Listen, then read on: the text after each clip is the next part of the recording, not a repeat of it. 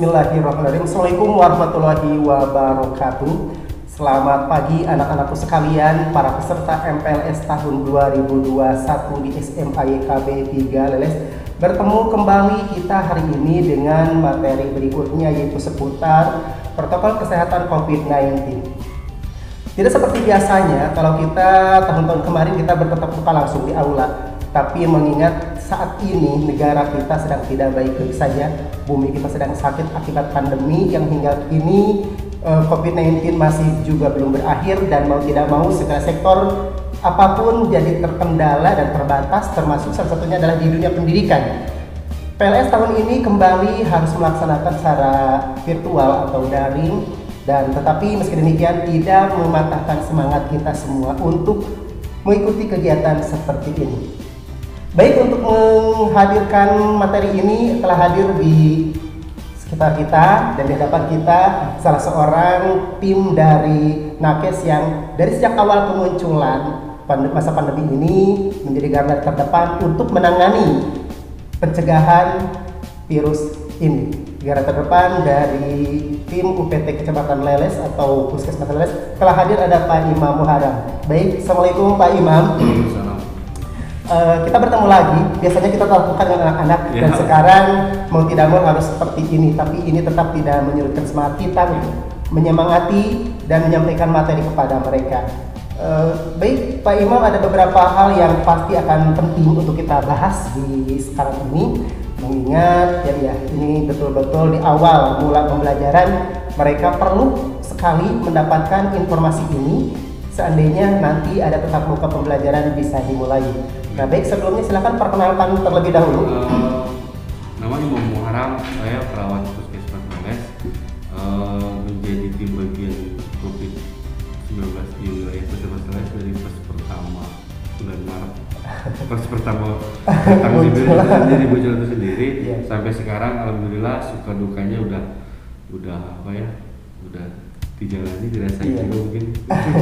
Perjuangan yang paling berat sejak awal kemunculan COVID-19 ini di muka bumi, termasuk di wilayah kita. Baik, sudah pasti begitu banyak menangani berbagai macam kasus, tapi sebelumnya sekarang kita sedang menghadapi katakanlah tahap kedua atau apa. Selama ini kami hanya mendengar dari sosial media atau elektronik tentang kondisi keberadaan COVID tersebut. Kami ingin mendengar secara langsung dari tim Nakesnya, barangkali bisa menggambarkan bagaimana sih sebetulnya kasus ini sekarang ini. Untuk sekarang virus dengan COVID-19 dengan varian baru yang dinamakan virus COVID-19 Delta itu sendiri, kita masuk ke gelombang 2 proses penyebarannya. Karena apa? Ada gelombang 1, gelombang 2, karena yang namanya virus itu juga makhluk hidup ya. Makhluk hidup, yang namanya makhluk hidup pasti bermutasi selama itu belum mati itu sendiri. Cara menanganinya kayak gimana? Kita nggak bisa bekerja sama, kita nggak bisa benar-benar tim kesehatan bekerja sendiri. Kita nggak mungkin bisa bekerja sendiri. Hanya 2 kunci yang bisa meredam pandemi ini. Pertama, ikuti prokes. Yang kedua, segerakan vaksinasi. Karena minimal 80% jumlah penduduk itu harus divaksinasi untuk membentuk herd immunity masing-masing. Dan itu vaksinasi tentunya bertahap ya. Dimulai dari mana dulu? Kemarin kita awal pelaksanaan vaksin Nakes dulu, dari Nakes ke pelayan publik, dari pelayan publik sekarang kita udah sasaran ke lansia. Lansia. Karena Nakes merupakan garda terdepan, ya mau tidak mau harus paling depan juga. Vaksin. Baik, dari sejak ini dikenal COVID-19 berarti tahun 2019 itu kemunculannya, sekarang sudah 2021.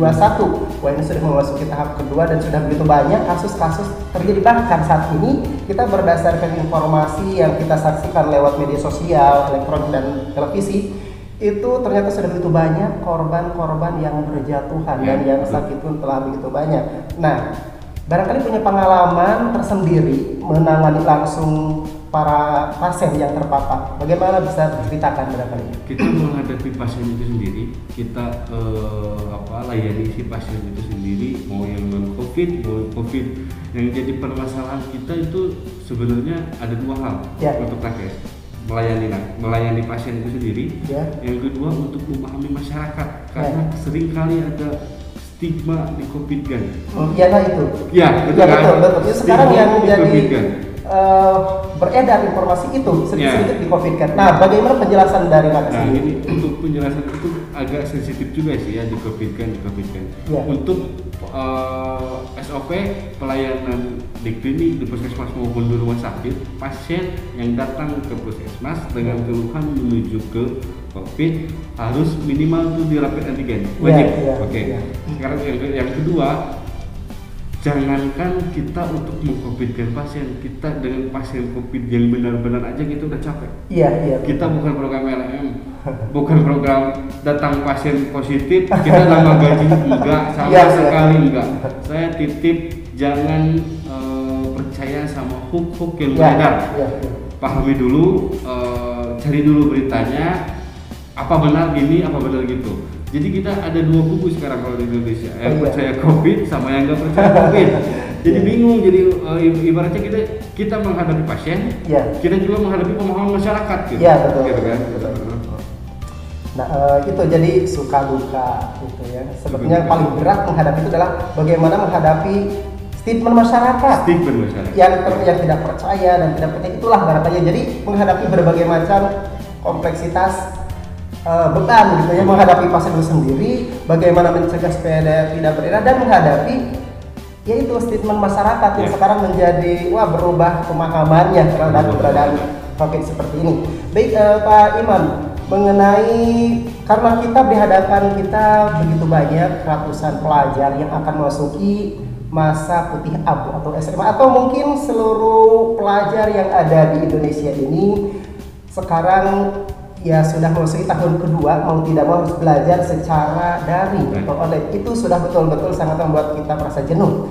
Kami para pendidik juga sudah merasa kewalahan bagaimana memberikan materi dengan cara seperti ini, bagaimana berbagai cara dilakukan untuk bisa maksimal, tetap tidak bisa. Karena dengan hanya daring itu, kemudian belum juga orang tua yang mengeluh dengan kuota dan sarana prasarana dan juga mengganggu aktivitas mereka. Mereka ingin sekali, sudah merindukan saat-saat belajar tatap muka untuk dapat mendapatkan informasi yang penting. Nah, namun kami juga khawatir kan, seandainya dipaksakan tatap muka, dikhawatirkan itu malah semakin menyebar gitu kan kasusnya.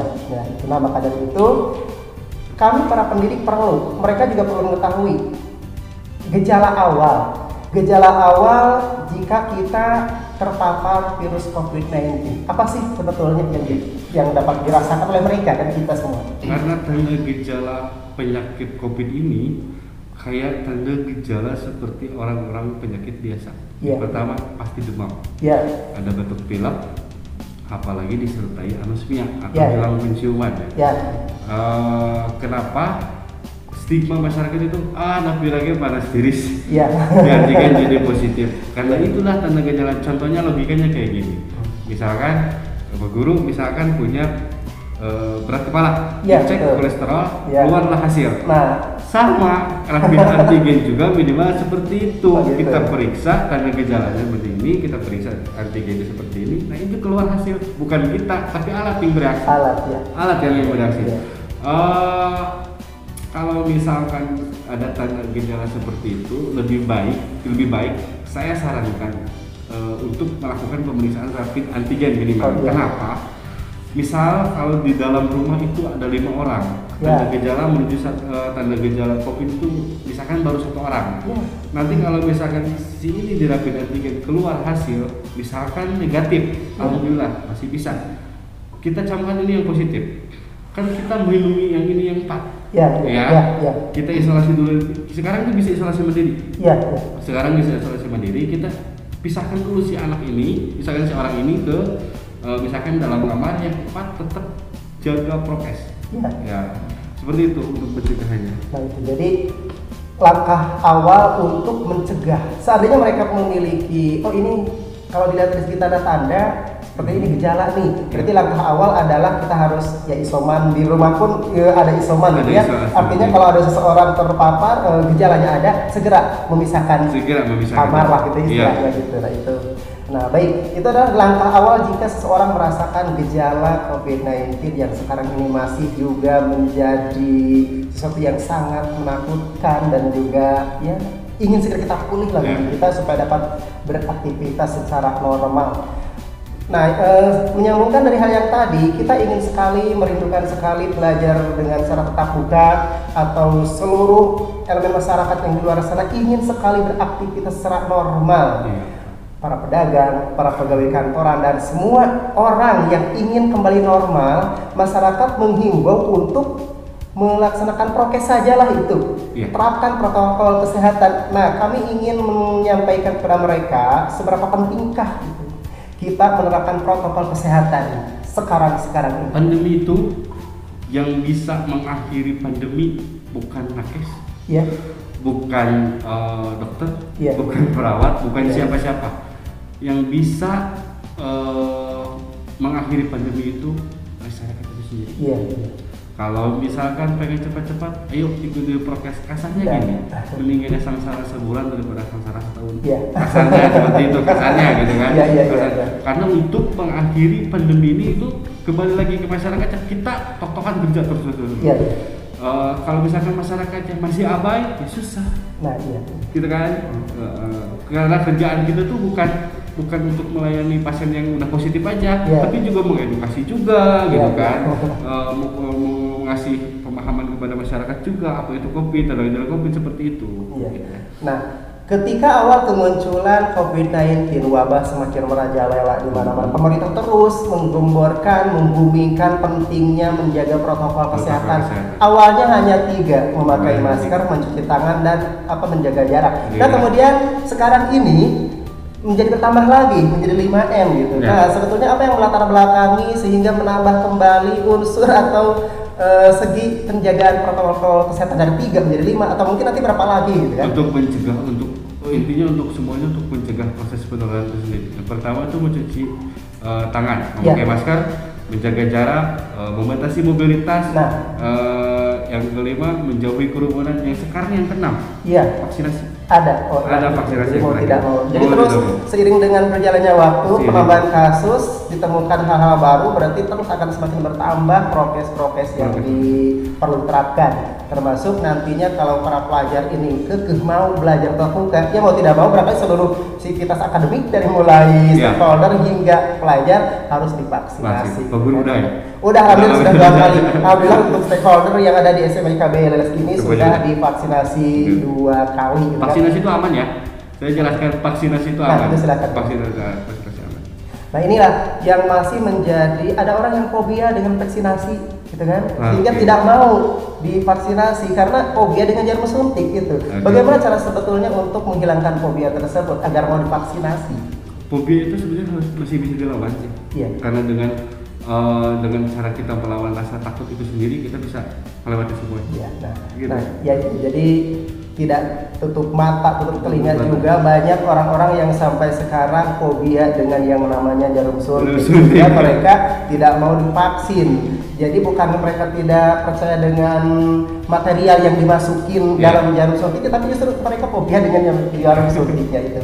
Nah, mudah-mudahan para pelajar yang sedang menyaksikan materi ini mereka tidak takut sehingga nanti ketika nanti sekolah atau pemerintah setempat mewajibkan mereka untuk divaksin dulu ketika akan belajar tatap muka. Karena sampai sekarang ini belum ada ke sektor pelajar belum secara langsung. Itu mah hanya di masyarakat biasa saja lah yang mau. Jadi artinya belum diwajibkan semuanya, baru tenaga pendidik dulu. Nah, itu berkaitan dengan bagaimana cara pencegahan untuk atau beberapa protokol kesehatan yang perlu diterapkan bagi kita semua agar dapat mencegah terpaparnya atau terkena virus seperti itu agar kita juga semakin kuat.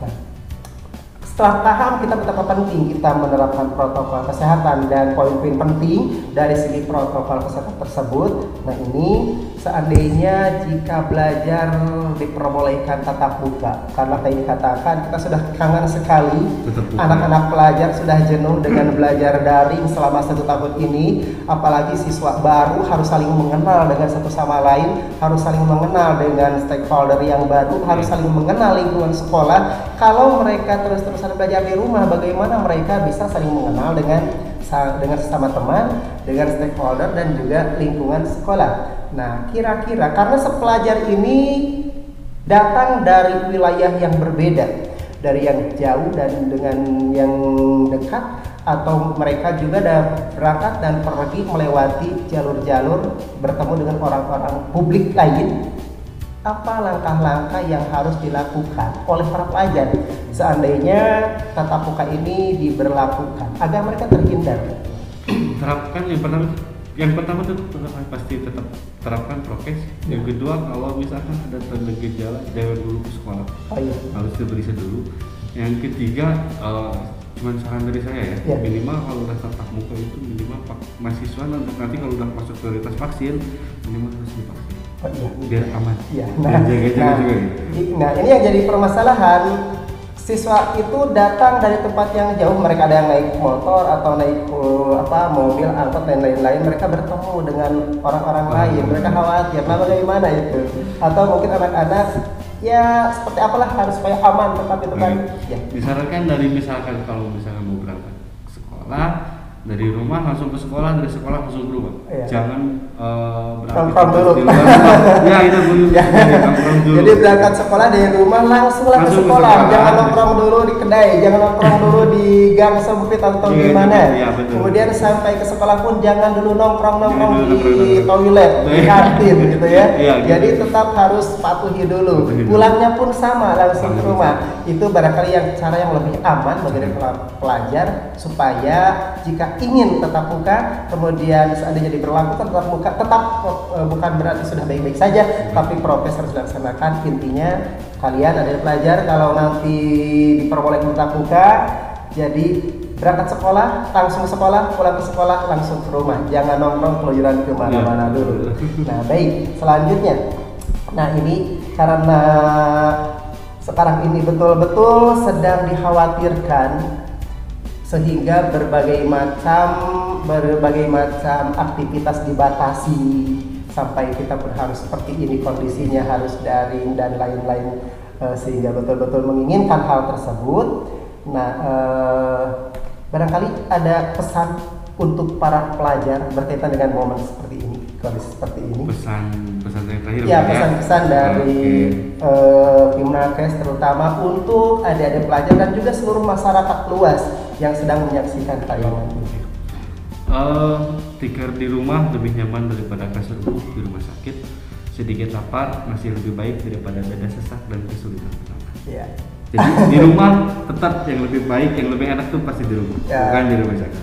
Hal yang baru yang saya sendiri baru dengar, menemukan ini adalah satu pesan yang sangat penting, barangkali bisa dijelaskan, ditegaskan, diulangi lagi Pak Imam ya, biar mereka lebih paham. Ini ada pesan penting dari tikar di rumah lebih nyaman daripada kasur empuk di rumah sakit. Sedikit lapar masih lebih baik daripada dada sesak dan kesulitan bernapas. Intinya keluarga yang paling utama. Tetap patuhi prokes. Sedikit lapar mungkin agak lebih baik daripada mereka pasien positif yang sekarang butuh banget oksigen, betul-betul benar-benar butuh oksigen gitu. Jadi tetap intinya di rumah tuh yang paling enak sekalipun fasilitas lengkap di rumah sakit yang katanya mereka tuh enak, dijamin makanannya dijamin, pengobatan dijamin, jadi tenang, tapi tetap bagaimanapun lengkapnya fasilitas dan makanan, minuman yang disediakan tetap saja lebih enak di rumah.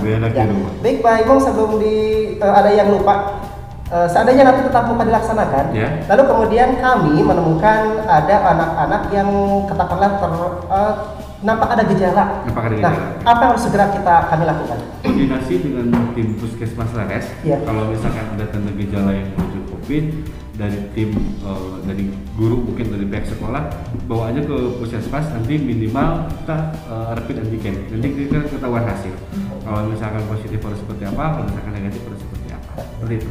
Jadi beberapa langkah yang patut dan penting kita lakukan untuk mencegah dan juga memutus peta rantai tersebut ya, kita harus lebih fast respon mungkin ya kepada anak-anak kita supaya tidak terus menyebar dan mereka tidak berkelanjutan, artinya tidak semakin mewabah di sekolah. Jangan sampai ada klaster sekolah. Jangan sampai terjadi hal itu. Maka dari itu kita tetap sabar, ikhlas, tawakal dengan kondisi ini, melewati pembelajaran seperti ini demi kebaikan kita supaya negeri kita pulih, negara kita kembali pulih, bumi pertiwi tidak lagi menangis berduka seperti ini, sehingga hampir semua elemen masyarakat merasa kewalahan dengan situasi sekarang ini. Baik Pak Imam dari Nakes UPT Puskesmas Kecamatan Les, kami ucapkan terima kasih atas kehadiran informasi yang disampaikan kepada adik-adik kita dan seluruh masyarakat yang menyaksikan tayangan ini. Dan pastinya kita berharap mudah-mudahan situasi kembali normal, wabah ini segera berakhir dan negara kita kembali baik-baik saja, pulih kembali agar seluruh aktivitas dapat kembali normal dilaksanakan dan kita semua sehat terhindar dari segala wabah. Baik, itu yang kami sampaikan seputar protokol kesehatan COVID-19 dari materi dari narasumber Pak Imam Haram, salah satu nakes dari UPT Puskesmas Kecamatan Les. Kami ucapkan terima kasih. Mohon maaf bila ada kesalahan. Kami akhiri dengan billahi taufiq wal hidayah. Assalamualaikum warahmatullahi wabarakatuh.